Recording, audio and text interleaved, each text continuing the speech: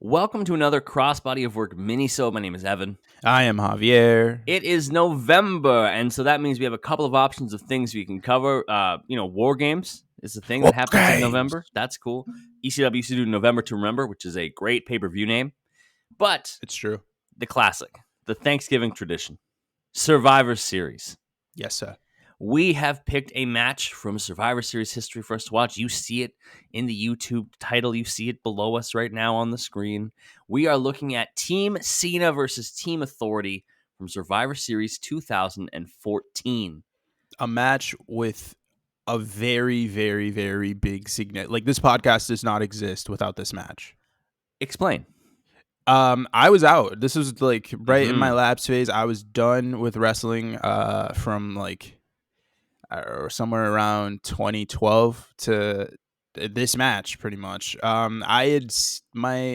Just randomly, my friend told me that he turned on USA. Like, he was just scrolling channels in the build to this match. He's scrolling channels. He turns on Raw, and he's like, "Yeah, there's a lot of stuff going on right now. It's like John Cena. He's going up against like Seth Rollins and the whole like Triple H and Stephanie McMahon. It's like it's really weird, but it's kind of cool because he knew I used to watch wrestling. Yeah.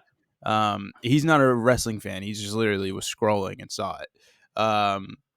And I was like, oh, okay, I'll check it out. And so I like probably 2 weeks before the pay-per-view, I think, was the first Raw I'd seen in like 3 years. Yeah. So the build was like huge to me. And then I was like, you know what? Because this was on the network. So I was like, network's free for a month. I'll get the network for a month. It's free for a month. Let me try it out. So I did, and I was hooked. I don't remember this pay-per-view at all aside from this match. Yeah. I was hooked on this. I didn't realize how short your lull period was. Your lull period was only like 2 years. Yeah, but I feel like, I mean, those are critical years, you know? Like, I was like... Mine was like 7, so I had to go back and do a lot of work.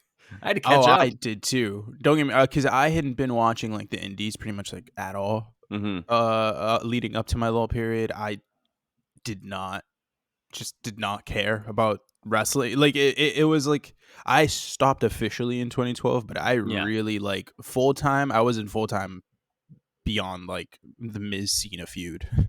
That's fair. Yeah. So this match is pitting Team Cena versus Team Authority, right? That's what we got. Yep. And the way that it's set up is obviously Authority. That's Triple H. That's Seth Rollins. That's Stephanie McMahon. That's Kane as the Director of Operations. That's J&J Security. Yeah, Jamie Noble and Joey Mercury. A great gimmick for both of them. Yes, so on October 27th, which is Raw, John Cena was the number one contender for the WWE World Heavyweight Championship. He rejected an offer to join the Authority because, of course, John Cena's not going to join the Authority. He used to write battle raps about the Authority. God damn it! Why would they even ask? Why would you even offensive, ask? Honestly. Triple H then scheduled a traditional Survivor Series tag team elimination match with Team Authority facing Team Captain by Cena. And then we kind of sussed out who the team would be. And then Vince actually announced that if Team Authority lost Survivor Series, the Authority would be out of power. Triple H would be fired as COO. Kane would be fired as Director of Operations, and Stephanie would no longer be the principal owner. So, you know, I don't understand the Stephanie being principal owner thing, because it's like, what the fuck does that even mean? If he's the one with the power to say, you're out. A principal owner. Okay, that makes sense. The principal owner. You know, Vince is also not the principal owner anymore. My man got hoodwinked, Did you see he was bamboozled? So we're recording this the day after the Nagano Fury fight. Robbery, by the way. An absolute robbery. Robbed. Which is hilarious. Did you see that he was on the red carpet with Undertaker and Kane? I'm sorry, you said fucking what? He was there. So there was him and there was Undertaker, and he was walking with a cane. Yeah, you know, that makes sense, because it's you said with a cane. No, with Kane. With the Brothers of Destruction, he was there. That's why I was so confused. No, that makes sense. I mean, they're in Saudi, right? Yeah. Is it pay-per-view today? Crown Jewel? No, Crown Jewel's next week. Okay. Why the frick is... Well, Vince doesn't have much to do with WWE these days, so why not go to Saudi Arabia early? That's true. He's just vibing. All right. So I didn't realize that one of the members that was supposed to be on Team Authority was Randy Orton. What? Oh, yes. Yeah, And but then he got his head put through a fucking cinder block. yeah, and then he turned face, which is cool of him. So the teams we get: Team Authority, we got Rollins, we got Kane, we got Luke Harper, we got Mark Henry, and we got Rusev. Which What a team! what a fucking squad. That's a beefy squad, and Seth. Yeah, Seth is there. Seth is here too, guys. Seth is also there. This is before Seth decided to make his back real big. That's like it's like, hey, here's a bunch of like old school wrestlers in terms of size, and then CrossFit is also here. Yeah. No, well, Seth eventually gets Seth nowadays is freaking big. Yeah, but it really wasn't until after the knee injury where he just decided, I'm gonna make my back grow into a picnic table. I'm gonna do the Raquel Rodriguez / Rhea Ripley life plan and just get a back. I gotta get on that. Cena is captaining a team, including former Intercontinental Champion Dolph Ziggler. He's been screwed out of the IC title by the Authority. He gets Eric Rowan to go up against his former Wyatt family brethren. An iconic return. Yeah.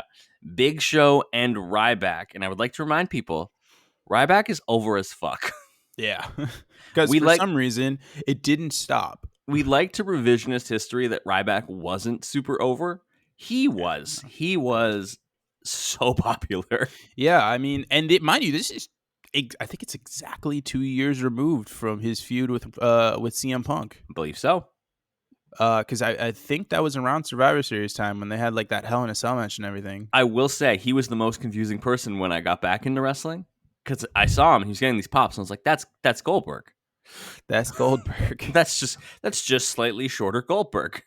No, I mean, look, I never understood the Ryback thing personally. He just isn't my cup of tea. I think it's more so because he's big man and he's wearing the RVD singlet, which there's only one person in this world who can wear RVD singlets, and it's RVD. True. You know? Yeah. Just don't do that. And that's literally the only reason. I didn't know anything about him personally. Clearly, me and him would not get along. And I usually like wrestlers like that, like, you know, the Goldberg, Wardlow nowadays-esque type of guys, where, you know, they come in, they do their shit, and they dip. I love those guys. But Ryback just never clicked with me. I'm glad you brought up people wearing things. John Cena's in a shirt that says "Keep calm and never give up," which is one of the worst shirts I've ever seen. I mean, that probably did numbers with the Facebook mothers.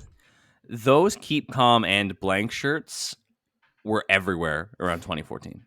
Keep calm and carry on. And that's what started. That's what started it. And then everyone just made their own version. It's like, keep calm and drink wine. It's like the number, like, I'm not even joking. Record numbers that shirt probably did with the Facebook mothers. Keep calm and play Candy Crush. All right. I'm sorry, you said what now? Moms love Candy Crush. And you know that. You know that. My mom does not know how to play Candy Crush. No, well, my mom doesn't know how to download Candy Crush. My mom fucking dominates that. All right, so the match starts. Triple H is on the apron. He's hyping up Mark Henry, like big time. He's getting him pumped up to go up against Big Show. He's getting him pumped up. And Mark's like, yeah, I got this. Mark turns around directly into a KO punch from Big Show and is eliminated immediately. It's the funniest shit. I remember watching that live, like, what the fuck? This is great. Survivor Series matches are kind of hard to break down because, like, the actual in-ring action usually is just, like, quick tags and filler. I just did my best. Yeah. Harper acts like he's about to enter the match. He like circles the ring. Yeah. Rollins goes and attacks Show from behind, so it's Rollins that actually gets to go in after this. Rowan tagged. I'm just gonna listen. There's gonna be chunks here that are gonna get skipped because it's just not happening. The important part though is Rowan gets tagged in to go against Harper, and everyone's excited because there's a difference between seeing a fight versus seeing like a blood feud. One. Yeah, like this is a family fight.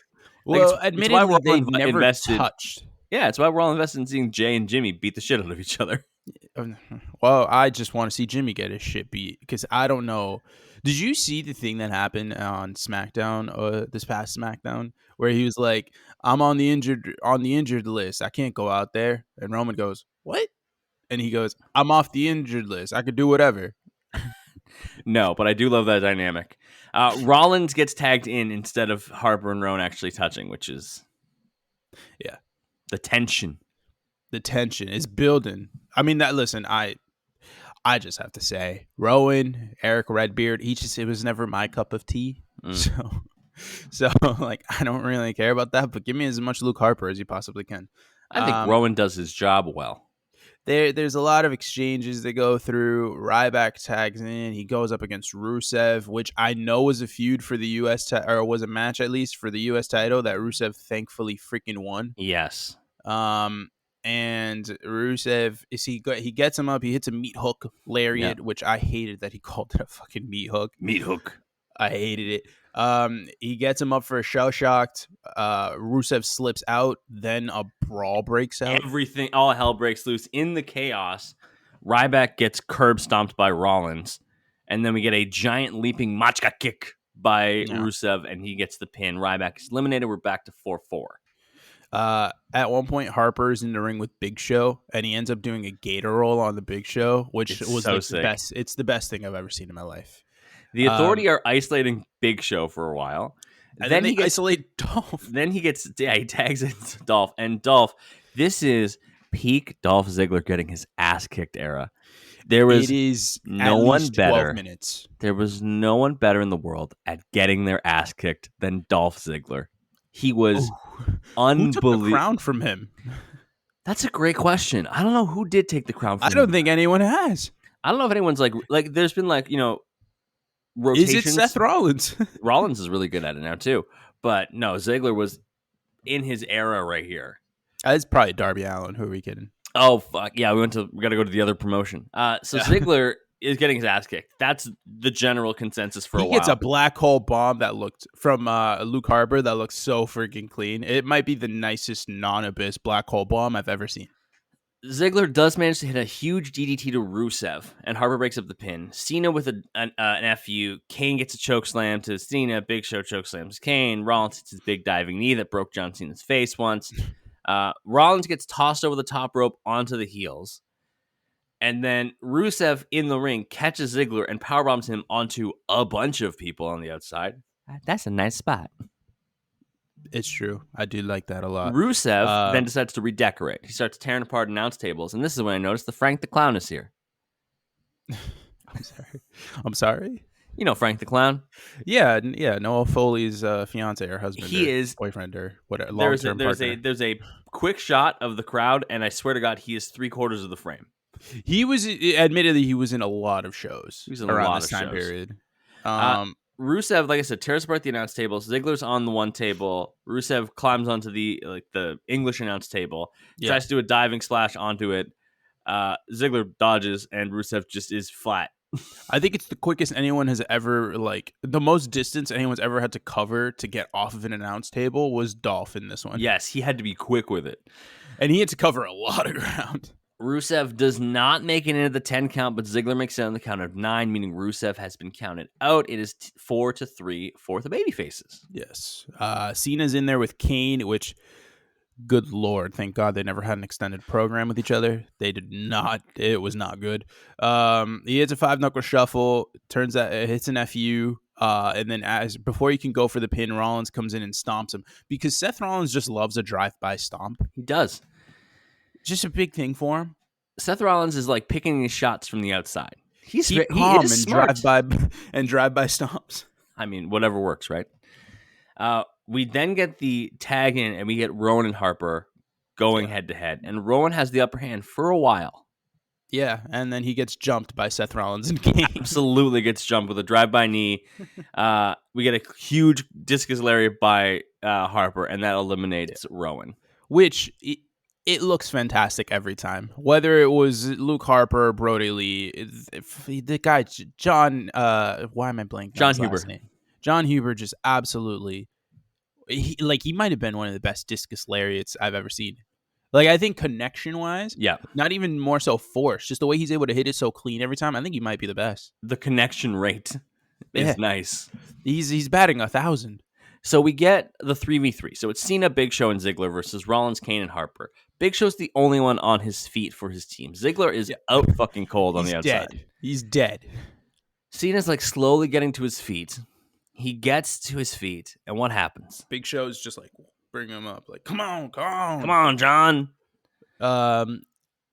Big Show turns heel for the 1,000th time. He hits a WMD to Cena. Rollins just pins him, eliminates him. Then he goes over to Triple H, shakes his hand, removes the straps from his singlet, and then dips. I have a question. If Big Show is going to turn heel, why did he eliminate Mark Henry at the beginning? That's an honest question. Like, if the plan is to turn heel on John Cena, maybe he didn't know that he was turning heel yet. Maybe in the moment he was like, you know what? I don't like the way this is looking out. Dolph Ziggler's over there looking like the fucking Yamcha meme. John Cena can barely get up to his feet. It's just me against these fucking three guys and also the Authority. You know what? Business decision. Bang. I feel like Big Show would decide every day to turn face or heel. Like, he's got like a coin he flips, and he's just like, ooh. It's like the little flap. She loves me. Yeah, she loves me not. I'm an asshole. I'm a babyface. So yeah, Cena's eliminated because he gets covered. Big Show's eliminated because he just walks to the back, which is a favorite Survivor Series trope of mine, which is somebody just leaves. Happens like is that what you would do? If they were trying to protect me from taking a loss, absolutely, I would be a guy who just walks out. I don't think they're protecting Big Show here. No, I feel like I would. My other favorite one is the inevitable. Like, there's someone who's getting counted out either because they do too big of a move like Rusev, or they are distracted and they like double count out and eliminate two people because then like you didn't get pinned, but you're not in the match anymore. I would get counted out. I would lose track of where I am, and then Mike Chioda would be like 10. I'd be like, fuck. No, my thing was I wouldn't even show up. I wouldn't even show up. Y'all not getting me out. No, I'll definitely be at Survivor Series, man. Oh, you meant this Survivor Series? Well, if it's John Cena, I'm busy. Yeah, no, I can't this week. I got an appointment with my pediatrician. I can't. Yeah, I gotta go to Costco. Although if John Cena hits me up, they got huge boxes of fruit snacks on sale. I can't. Yeah. It's Halloween. I need them. So we're down to Ziggler defending himself against three heels from the Authority. Why do you? Dolph Ziggler's still dead. He's not even stirring. He's dead. He's still just not moving outside. I just wrote, time to kick the shit out of Ziggler. So let's just talk about the highlights of Ziggler not getting the shit kicked out of him. He hits a crossbody after dodging a superplex to Kane, hits a dropkick and then a zigzag, and gets the elimination on Kane. Great. Yeah. Well done. That's good for him. That's very good for him. Now we got to talk about him getting his ass kicked because Luke Harper comes in and hits a sit-out powerbomb to end all sit-out powerbombs. This is also where I realized. So he hits that sit-out powerbomb. Ziggler kicks out. And then Triple H is trying to get Harper's attention, and he keeps calling him John. I got very confused because I was like, John Cena? That. Yeah, you can hear Triple H go, John. Sorry, I got to do Triple H voice. John. Oh, who's the referee? Is it John Cone? I think it's Chioda. I couldn't tell you. There's like 4 of them. We're gonna get to the referee recycle in a minute. John, after this, you need to hit him. There's a roll up by Ziggler, and he eliminates Harper. So we're down to Ziggler versus Rollins, and Triple H is having a fit. Triple H's acting in this is better than anything he did in that the Chaperone. I never saw the Chaperone.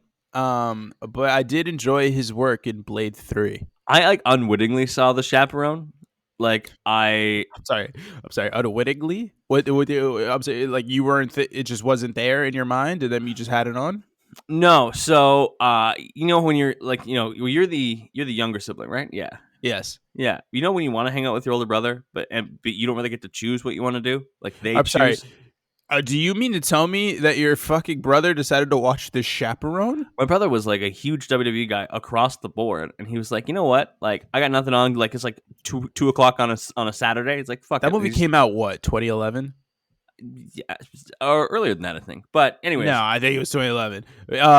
Your brother would have been what, like that movie did come out in 2011. Well done. Mid 20s, late 20s. I know that strictly because the thing, he gets roasted to high heaven by CM Punk in 2011 about it, and I assume it would have just come out. So it's not good, but his acting here is better than that. Couldn't tell Rollins with a buckle bomb. Ziggler survives. Rollins goes for the top rope curb stomp, but misses. We get a famouser from Ziggler because I forgot that he used the famouser at this point in his life. He still does. He uses it. I know, but not. Just haven't. I feel like I haven't seen him in forever. Well, that's because he got fired, Evan. Well, I know, but even before that, I feel like I hadn't seen him. Dolph fights off J&J, hits his zigzag, and then Triple H pulls out the ref and hits him. Yeah. J&J get in the ring. Ziggler fights back, tosses J&J into each other, which then knocks Stephanie onto Triple H on the outside. Yep. Rollins is a buffalo bomb. Yeah, misses the curb stomp. Ziggler gets a zigzag. Another ref comes out to make the count, and Triple H. I think this one's John Cone. Triple H just with his dusty, which just nice clean elbow drop. Oh, baby. You can't do that, baby. I need to be in charge, baby. I got good ideas for the business. The good idea. This time I'm going to book the Royal Rumble, baby. Kane and Big Show is the last two people with Roman Reigns. Ooh, that's my great idea, baby. Oh, the heat, is getting going. So yeah, he elbow drops a fucking bystander. That's fun. Big clothesline to Dolph. Hits a pedigree on him. Triple H is asking for a ref to come down, and it's that crooked referee, Scott Armstrong. 1, 2, crow noise. That was a fantastic crow noise. Also, Scott Armstrong selling the crow noise, outstanding. 1, 2, and yeah, he looks like that dramatic hamster meme. It's great. It's outstanding. So speaking of memes involving animals, the thing that's got me going crazy this past week is, have you seen the thing with that cat that's like, oh? No. And it's I keep seeing like this one, and then there's like this freaking like goat or some shit that just like goes crazy. It's like it starts freaking talking like it's a turkey. And then I saw one the one that had me freaking dead was someone like put over the goat. It was like Socrates, and then over the cat it was everyone else in Greece during that time period, and they're just like, oh. I need you to send me like 6 of these so I can get a full. There's also a Tower of Babel one that had me freaking. Are they all history? Alrighty. It's Sting. Sting's here. It's Sting. Stinger straight up clocks Scott Armstrong, which is great. I mean, as he should. What the fuck was Scott Armstrong gonna do here? And then he squares up to Triple H for ever. It's so long. It takes freaking ages. They're just staring at each other. For like a minute. It's literally like a minute, I think. You ever seen a baby just stare at you? Because babies don't care. They don't know what social norms babies are. just stare. That's all babies they do. just stare. That's what Triple H and Sting are doing to each other. It's like the first time they've ever seen a person. They're like, what the fuck is this? Yo, Xander, get your boy. Sting with a kick to the gut. Scorpion death drop. That's cool. Sting rolls Ziggler on top of Rollins. A ref is awake. We get the 3 count. Bye-bye authority for 6 weeks. Yeah, I think it's the last Raw of the year is when the whole thing goes down with Edge and Christian, and then Cena's like, I bring back the authority. Yeah, it was the last Raw of the year. It was, yeah, because he's going to break Edge's neck. Yeah, I'm going to do it, John. I'm going to break his neck. I bring back the authority. Oh, John, you should know me better than that. I'm going to do it anyways. Yeah, I wish they kind of just stuck with it, because as a moment, this was 3 things, really. Sting's debut, fantastic. It was actually really well done. I like that he's like, purveyor of justice. That's cool. 2, it was a good ending point for the authority. Honestly, it would have been fine. It would have been fine. You could still keep Rollins with Triple H as the golden boy. Just let other people do other shit. My thing, right, is like, if you're gonna do this, then at least like have their Mania match be like the authority gets power again. If that beats works, Sting. And that way you could still book him to beat Sting. 3, Dolph Ziggler should have been pushed to the moon after this. Okay, I think in retrospect, like, yes, this is obviously one of the biggest moments of Dolph's career, probably second behind the cash-in. Dolph has 3 highs. He has the cash-in, he has here, and he has the feud with Miz, SmackDown 2016. But here's the thing, right? So the cash-in happens. He gets concussed like a month later. Yeah. So he's not able to really capitalize on it because he's gone for a while. This match specifically, the whole reason he's in this match is because Roman's hurt. It's literally the reason. Like, that was supposed to be Roman Reigns' spot. But because he was injured, he was out injured with, I think, like a hernia or some shit. Dolph got the spot. And Vince wasn't going to give Dolph that spot. And I don't think that this spot works with that era Roman Reigns. People would boo. But no, he wasn't. He doesn't really get booed until the exact Rumble match. People wouldn't boo. No, Roman was super fucking over. That match we saw between him and Big Show. He was over in that match, like really over.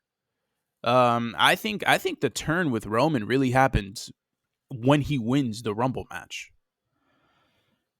Roman did have an incarcerated hernia, is what it's called. Yeah, sure, man. All I remember is that he was out for a while, and then he comes back at the end of, I think, TLC or some shit like that. Yeah, he does. It's where the hernia can't be pushed back into place, and that sounds very painful.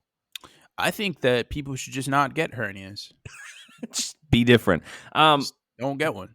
As far as Survivor Series, like traditional matches go, where does this one rank for you? This is my favorite, personally. Really? I think this one, was it 2007? Randy Orton had a really good Orton one, yeah. And I think it was 2007. Might have been 2008. I don't know. But like, my thing with Survivor, like, I don't care about Survivor Series enough. I loved War Games last year. I don't care about brand loyalty. I like the Raw SmackDown. The only one that was good was 2016. Yes, that one. I loved the 3-way one with NXT from 2019. Cool. So to me, there's Team WCW versus Team Alliance versus Team WWE. Yeah, that ain't happening. That's not on my list. I like it. The stakes were high. I was 9 years old. The stakes were high. They were not high. They were as low as could possibly be. I was 9 years old, Javier. One side had Stone Cold Steve Austin on it, and it wasn't the WWF. I didn't know the internal politics at the time. I didn't give a fuck. Old. I was. Don't. You were 9 years old. There's that one. There's this one. There's it's one that I'm thinking of. Team Bischoff versus Team Austin. I actually really like that match. I think it's really good. Yeah. And then that 2016 one for me. Like, those are the top four. I like the Team Brock versus Team Angle one, where Brock just had like all fucking Luther Reigns. Brock picked the biggest people he could find, and then he's supposed to have Cena, but I guess Cena didn't meet the quota, so he didn't. He like turned on him, and so Cena joined Team Angle, and I was like, and I think it's him and Angle as the last two survivors of that, or it's him and Dickhead are the last two survivors of that one, and it's great. I love that match. I believe they are the last couple there. Yeah. So this match, pretty good. Everyone should go back and watch it, because honestly, Sting's retiring soon. Yeah. Revolution 2024, or whenever that is. Probably March. Yeah. Revolution 2024. Wow. No AEW things come up. A bunch of Ram trucks come up. I did not know there was a Ram Revolution.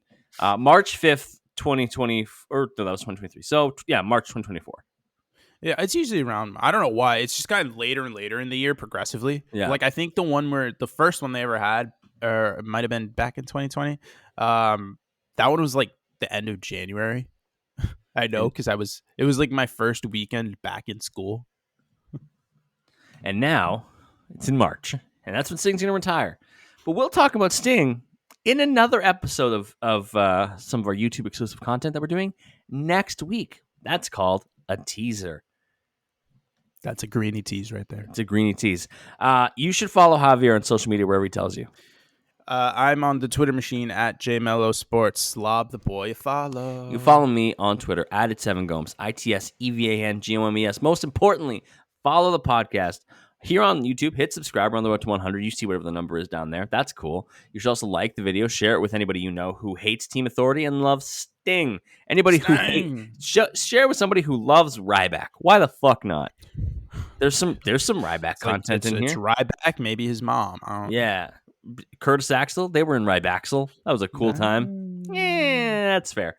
You should also go to fullpressshop.com, cop the merch, support the boys, and check out all of our stuff wherever you get your podcasts. We have our weekly podcast. We just did The Boogeyman to celebrate spooky season, and we are diving into a 3-part series on Edge starting this coming Saturday. Monster. You can check it out here on YouTube or wherever you get your podcast. Thank you so much for joining us for another mini-sode as we look back at Survivor Series 2014. We will be back soon with one of these. We'll talk to you then.